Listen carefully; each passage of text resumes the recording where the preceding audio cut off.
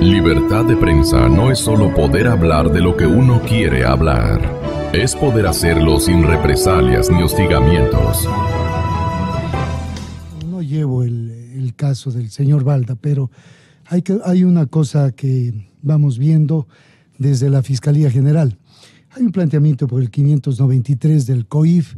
El planteamiento del COIF está dado justamente en establecer una vinculación a una instrucción. Tengo entendido que el señor fiscal está realmente dentro de una alternativa con elementos, tiene aparte más de indicios y medios probatorios, especialmente de versiones y de tantos datos que se han ido obteniendo para hacer esa vinculación. La vinculación, por obvias razones, será por 30 días y los 30 días tendrá que el expresidente Rafael Correa, derecho a que se defienda, eso es lo que establece justamente ese artículo, pero considero yo que se puede en la audiencia de vinculación solicitar medidas cautelares. Tengo entendido que eso puede pasar porque dentro de lo que establece también el artículo 161, cuando habla de secuestro, y 162, cuando es extorsivo. Bueno, en todo caso, Felipe, que es el abogado, sabrá ampliarlo, pero sí considero de que se pueden pedir medidas que son justamente o van encaminadas a la prisión preventiva y otras alternativas cuando la pena de estos artículos pasa de 5 a 7 años y más justamente de 7 años. Esa es la primera alternativa. La segunda, el caso del general Jorge Gabela. ¿Cuál sería alguna relación? Mire, Gonzalo, si nosotros hacemos un análisis de, yo creo que 30 años para acá en el Ecuador, cuando se trabajaba los casos de lesa humanidad, los delitos de Estado y realmente toda la injerencia del poder, de los funcionarios y empleados del poder frente a la sociedad. En ese entonces habían niños y los niños de Carlos Santiago y Pedro Andrés Restrepo Arizmendi comenzaron a hacer una lucha. Todavía, bueno, ya tengo 30 años más, pero en ese entonces se hizo una lucha cuando el poder, a través de sus funcionarios, habían enfrentado a niños y adolescentes, violando la Convención de Derechos del Niño y del Adolescente, y por obvias razones el Estado ecuatoriano fue enfrentando esa posición. El caso de Consuelo Benavides fue el siguiente. Es decir, nosotros en 9 años o 10 años en el Ecuador tuvimos un avance. Yo creo, en primero, que la aceptación del Estado ecuatoriano se dé en los delitos de esta naturaleza. Por eso, cuando yo escucho opiniones, por ejemplo, en la Asamblea, o escucho algún criterio, que yo los respeto, siempre respetaré los criterios de las personas cuando hablan, pero creo que no debemos establecer una posición política aquí.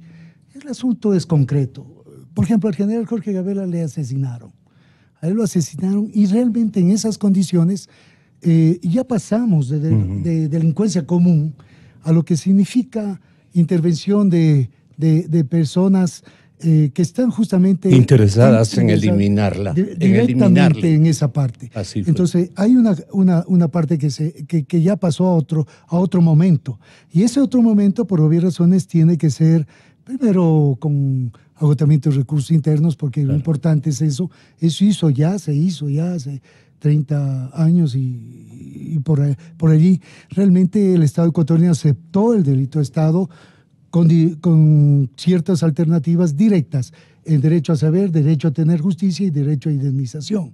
Hasta ahora, por supuesto, los cuerpos no aparecen y dentro de esto el caso de Restrepo estará siempre latente. Los casos de lesa humanidad son imprescriptibles. Evidentemente, entonces, por ejemplo, el operativo Wilson, que fue el operativo destinado a perseguir a Fernando Balda, empieza a sacarnos a la luz ciertos temas que los juristas tenemos que discutir. Es decir, a ver, podemos tener un sistema de inteligencia en el país, pero para hacerle seguimientos a una persona o escuchas telefónicas a una persona necesitan orden de juez. Es decir, no tienen una patente corso para actuar como ellos quieran. Y aquí, en todos los procedimientos que se siguieron, se violaron evidentemente todos los elementos que debían cumplirse en un proceso judicial o al menos tener un orden de juez. La SENAIN ha actuado todo este tiempo investigándonos, diciéndonos básicamente un espionaje interno, lo cual es grave, pero también está involucrados en otros temas. Y justamente es lo que le quería contar. Hace al menos unos 2 años se me acercó, recuerdo, un sargento policía a mi oficina a consultarme qué hacer en el siguiente caso. Le habían dispuesto poner droga en la celda de algún preso que era importante, que no debía salir en ese momento. Cuando yo le dije que presente su denuncia en este caso, la respuesta de él fue que ya lo había hecho varias veces. Es decir, ya los convirtieron a todos en cómplices y por eso ya no podían o ya no tenían una capacidad de reacción. Ahora bien, ¿por qué tanto poder? Es decir, ¿en qué momento lograron hacer todo lo que hicieron? Porque neutralizaron la opinión. Fueron 10 años. Ecuador no es un país fácil de gobernar. Ecuador es un país en el cual somos muy reactivos. Lo que logró es que no seamos reactivos. Yo he comparado, por ejemplo, las manifestaciones de hace 15 años con las actuales. Hace 15 años la ciudadanía se tomaba las calles y no había policía que les pare. Hoy día se toman media vereda y no hay policía que necesita hacer mayor esfuerzo para combatirlos. Entonces también he visto que hay un cambio ahí. Y el otro tema es la presión a los jueces. Si nosotros analizamos, no sé si el doctor Román le pasó varias veces lo mismo que yo, ¿cómo saber, y esto yo siempre lo cuento como anécdota y lo contaré algún día a mis hijos, cómo saber de qué lado estaba el gobierno? Únicamente entraban funcionarios, curiosamente el Ministerio del Interior, era el Ministerio del Interior el que más presión metía en la justicia, con las credenciales del Ministerio del Interior, y se sentaban de un lado de la cancha. Así es decir, si se sentaban a mi espalda, quiere decir que por alguna razón estaban de mi lado y los jueces tenían que fallar así, o se ponían del otro lado. Espero yo que se lleguen a revisar algún día las cámaras de seguridad del Complejo Judicial Norte, para poner un ejemplo, para ver cómo los abogados tenemos prohibido el ingreso, pero cómo los funcionarios de la SENAIN, Romy Vallejo y compañía, pasaban metidos ahí 2 o 3 veces a la semana, presionando para que los casos salgan de tal o cual manera.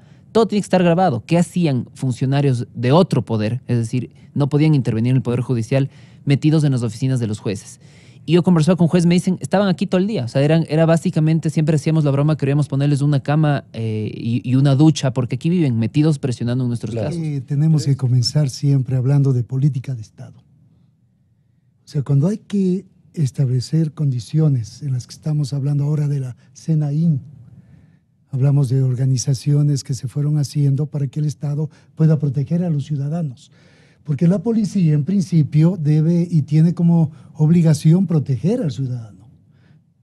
Pero el problema es de que esa política de Estado va directamente a otro fin. ¿Cuál es el otro fin? Irse contra dirigentes de los trabajadores, irse contra empresarios, irse contra estudiantes, irse contra profesores o académicos, irse contra determinado grupo de personas. Nosotros hemos visto, y algún momento yo les hacía un recuento aquí, cuando, por ejemplo, los estudiantes del Colegio Mejía los introdujeron a una cárcel, a un lugar que se declaró hasta patrimonio. Resulta que los tuvieron a la intemperie, los hicieron dormir allí, si es que durmieron, y utilizaron el mismo lugar en el cual fueron detenidos los niños Restrepo, en la cárcel, en la calle Montúfar, que se hablaba justamente de las Manuelas, algo así. Es decir, los mismos centros de detención que tenían antes, que se llamaba SIC, después termina haciéndose UIS, comienza a hablarse de ULCO actualmente. Es decir, los nombres han cambiado, pero el efecto de operar, de actuar, que no nos admire lo que ha hecho el señor Chicaiza, porque ha habido eso, ¿no? Ha habido ese tipo de intervención. A veces yo creo que tenemos que ser... Y mucho más radicales, ¿no? Por supuesto, pero también hay personas que se han repetido en el poder. Con responsabilidades respecto a la vida de mucha gente que todavía no han sido esclarecidos, ¿no? Mire, que ellos conocen. ¿Cuántos juicios tienen campesinos en este país? Así es. Yo quiero dejar claro en esta parte. ¿Cuántos juicios tienen indígenas en este país? Que son organizativos, son organizaciones, son comunidades que han hecho su protesta. Vea, el caso más claro que tenemos es Saraguro. Hasta ahora, Saraguro. Tenemos el Río Blanco actualmente. Es decir, cuando hay una posición estatal de política de Estado, de represión, porque yo quiero hablar dentro del derecho humano, es de represión, la represión no le importa realmente sino desbaratar o plantear determinadas posiciones frente a los ciudadanos que se han organizado, que están en forma comunitaria, etcétera. Pero hay algo que es importante, Gonzalo. Mire, aquí se hizo selectivamente, por ejemplo, primero para los medios de comunicación, para los periodistas. Después nos vimos en las sabatinas topados los abogados. ¿Para qué sirven los abogados? Es decir, los economistas deben ser excelentes. Yo siempre diré, desde Hermann Heller y otros, que justamente cambiaron el Estado social de derecho, etcétera. Ya hablábamos de economistas en 1999, pero los abogados tenemos que hacer defensa, pues. Y cuando hacemos defensa, lo único que hacemos es prepararnos en la academia y actuar en su momento en una posición que debemos actuar. Pero la política de Estado ha sido esa. Y la política de Estado en un discurso cool, un discurso frío, latinoamericano, bueno, yo quiero hacer una comparación porque también se hablaba de socialismo al nacionalsocialismo, pues. Entonces, en un frente, Hitler iba a las factorías o a las fábricas y daba sus consignas. Había un partido único. Ahora no tuvimos lo mismo. No seguimos repitiendo muchas cosas de ese nivel. Entonces, la historia no debe hacernos olvidar realmente una parte de lo que se fue obteniendo para la criminología del control a la población. En esta parte yo realmente me solidarizo. ¿Cuáles son las doctrinas de control a la población que más han destacado en negativo en la humanidad? Bueno, nosotros hemos tenido tres frentes, en concreto en Occidente, realmente en los últimos tiempos. El nacionalsocialismo, donde los nazis hicieron su posición directa, donde, claro, Carl Schmitt, que reemplaza al maestro Kelsen, en la universidad justamente en Berlín, hace una posición, siendo constitucionalista, crea todo el que se oponía a Alemania era enemigo, punto. Después aparece Jacob hablando del derecho penal del enemigo, es una posición mayor. Pero esa es la primera parte. La segunda parte, Benito Mussolini en el fascismo italiano fue justamente una posición. El exdirector de la SENAIN, Pablo Romero, fue detenido la madrugada de este domingo por la Interpol en Madrid, España. Así lo confirmó el ministro del Interior, Mauro Toscanini. Que ha sido detenido en España el ciudadano Pablo Romero Quesada a las 5:36 hora de Ecuador y 2:36 hora de España, ¿no? El 31 de mayo, la jueza de garantías penales, Daniela Camacho, vinculó a Romero en la investigación por el secuestro del ex asambleísta Fernando Balda y ordenó prisión preventiva.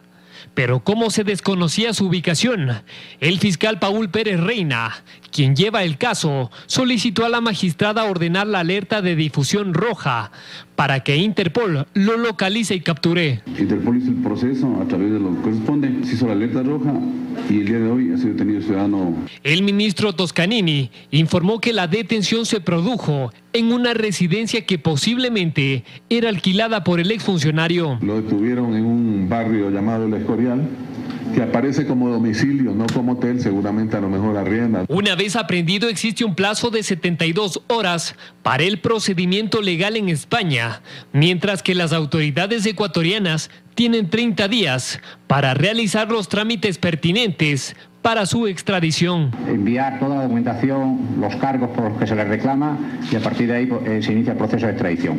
Una vez que se le conceda el proceso de extradición, pues vendrá a Ecuador. La detención de Romero se realiza un día antes de la audiencia para vincular al expresidente Rafael Correa en el proceso judicial por este mismo caso y donde los dos exfuncionarios tendrán que defenderse por las acusaciones del secuestro contra Balda. En Quito, Paul Coello, 24 horas. Bueno, Pablo Romero era un mando medio, pero dentro de la estructura un eslabón fundamental. Es decir, básicamente era el torso o la médula de donde salía absolutamente todo.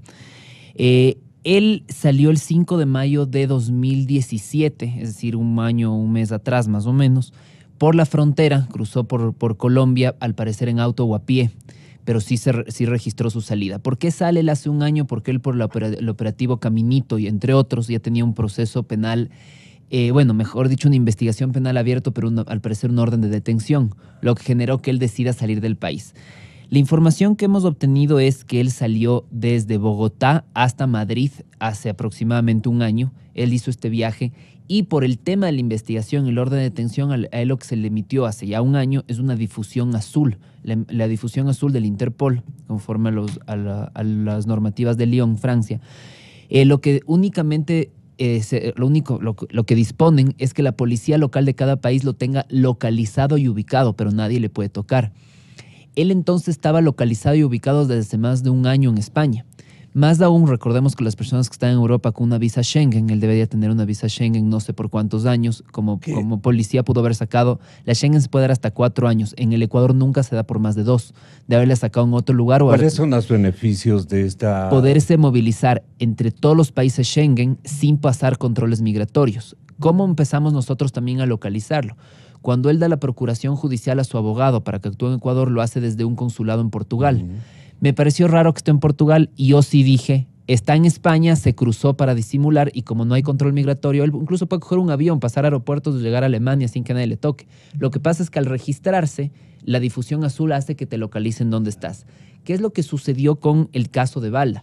Se le modificó la difusión azul por difusión roja y como ya estaba localizado fue extremadamente sencillo localizarlo. Por la zona en la que yo veo que estaba... Lo tenían ubicado prácticamente. Lo tenían ubicado y la difusión roja lo que hace es ya poderlo capturar.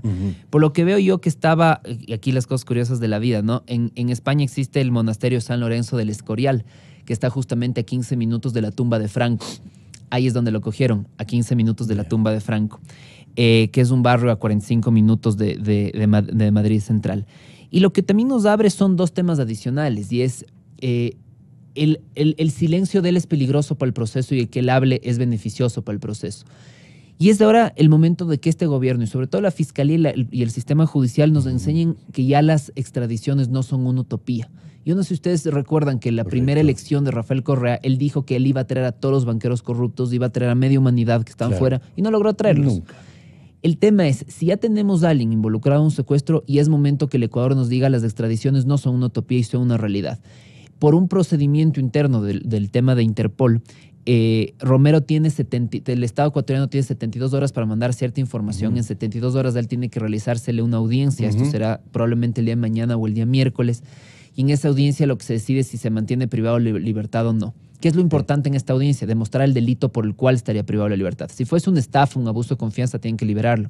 Al ser el secuestro un delito con el cual además tenemos convenio de extradición con España, tiene que mantenerse privado de libertad. El Estado tiene 30 días para hacer los requerimientos de extradición y tendrán que traerlo. Lo que yo sí digo, sería bueno que alguien de Fiscalía viaje a España para tomarle su declaración o su cooperación eficaz o hacerlo por vías telemáticas, porque su palabra es fundamental, pero él o la declaración de la 3 de una versión libre, voluntaria y sin juramento tiene validez hasta el 18 de julio. ¿Usted tiene temor de que le ocurra algo?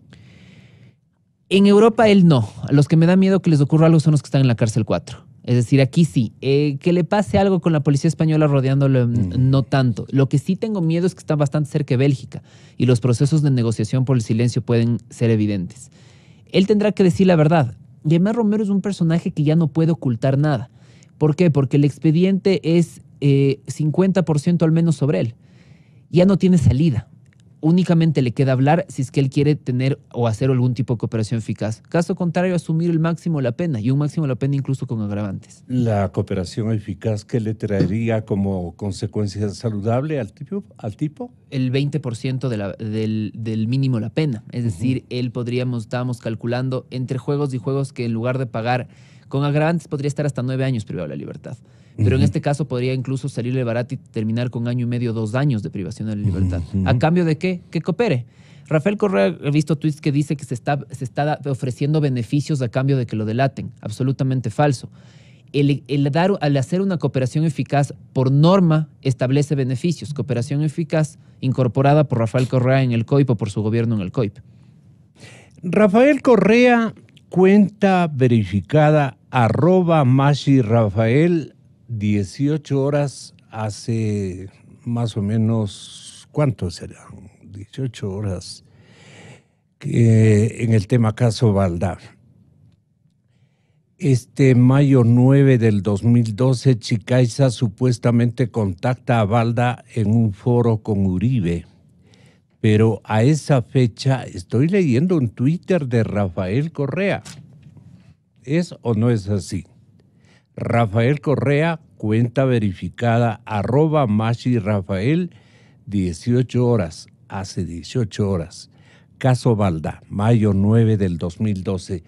Chicaiza supuestamente contacta a Balda en un foro con Uribe. Pero a esa fecha el secretario de inteligencia era Raúl Patiño. Creo que ahora se... Que van a salir esos, ¿ah? Entonces hay que ver quién es RP. Porque ya hay un RP que está diciéndose en Twitter que son cuentas que podemos hacerlas investigar, y por obvias razones el señor fiscal sabe cómo hacer esas cosas. Felipe igual. Tendrán que en el caso Balda organizar esa parte que tienen que establecer el RP. Si son grupos y RP, me imagino que es una persona individual que va a conformar un grupo para hacer cosas, yo creo que había que pedirle, y no sé si el Twitter era antes de que rinda su versión, porque ahora veo que lo están haciendo desde todo el tiempo desde Bélgica. Y a mí me preocuparía mucho una presentación, por ejemplo, del expresidente Rafael Correa en Bélgica, que vaya al consulado donde están muchas de las personas que él mismo eligió y las tiene todavía en ese lugar. Yo creo que una presentación en Ecuador sería mucho mejor, primero, y en segundo lugar, establecer justamente todo este tipo de cosas que se están dando en siglas o en apodos. Eso se utiliza ¿para qué? Tal vez para en el mundo mafioso, sí. Para evitar que nos descubran o saber quiénes son. A veces los temas en derecho penal tienen que ser tan delicados porque tenemos que llegar a decir que el RP es tan importante en la investigación del caso. Porque de ahí se topa. ¿Usted se opone tal uso en el ámbito procesal y también en los informes, reportes y conclusiones de la Policía Nacional, de los organismos de investigación? Debería ser claros, específicos y nombrar las cosas por su verdadero nombre. Tal vez eso... ¿Qué pasa, Gonzalo? Lo que pasa es que cuando no individualiza al sujeto dentro del caso, significa que quede en impunidad el tema. Porque nos confunden. Porque nos ponen Pedrito Pérez, por ejemplo, y le quitan el nombre verdadero a una persona. Pedro Pérez no existe, no lo podemos ubicar y por consiguiente eso queda en impunidad, no se investiga. Entonces, utilizando siglas, etcétera, lo que están haciendo primero es callando una verdad, una individualidad, una identidad. Y la identidad, por obvias razones, tiene que ser investigada. Yo soy del criterio realmente que dentro de esto, cada uno de los casos, quiero quedar claro, cada uno de los casos, cuando se han dado dentro del Ecuador la alternativa de investigación, yo sí creo que hay que tener en cuenta algunas cosas. Pero mire, Gonzalo, no solamente por eso. Yo creo que este es un momento para hacer acuerdo desde el 2008 al 2015, por lo menos que se tiene información. ¿Qué es lo que ha pasado, tal vez por una política de Estado, o qué es lo que tenemos que hacer desde la Fiscalía, la investigación, los ecuatorianos? Yo quiero primero preguntar, ¿qué pasó con el exdirector del Telégrafo? Por ejemplo, el señor Carlos Navarrete. ¿Qué pasó en la protesta del agua de Bosco Bizuma, profesor Schwarz? ¿Qué pasó con el señor Quinto Pazmiño? ¿Qué pasó? Y yo siempre preguntaré, ¿qué pasa? ¿Y qué ha pasado con el general Jorge Gabela? Con doña Elizabeth Chancay, que era justamente viuda del señor Pazmiño, Quinto Pazmiño. ¿Dónde estamos hablando de todo lo que es Fausto Valdivieso? ¿Qué pasa con José Tendesca, que es dirigente Schwarz, justamente que era un dirigente antiminero, que terminó baleado? La doctora Camacho está haciendo las veces de juez de garantías penales en una etapa básicamente intermedia, es decir, en la instrucción y luego en la etapa intermedia, que es la de evaluación preparatoria de juicio. Son 2 audiencias en las cuales Rafael Correa no debe estar presente. Únicamente él debería estar presente en el tribunal penal. Ese sería el momento donde a él tenemos que exigirle que esté presente. Si él quiere, debería venir. Es decir, él puede venir libremente y empezar a ser parte ¿Y del... estratégicamente no le conviene venir?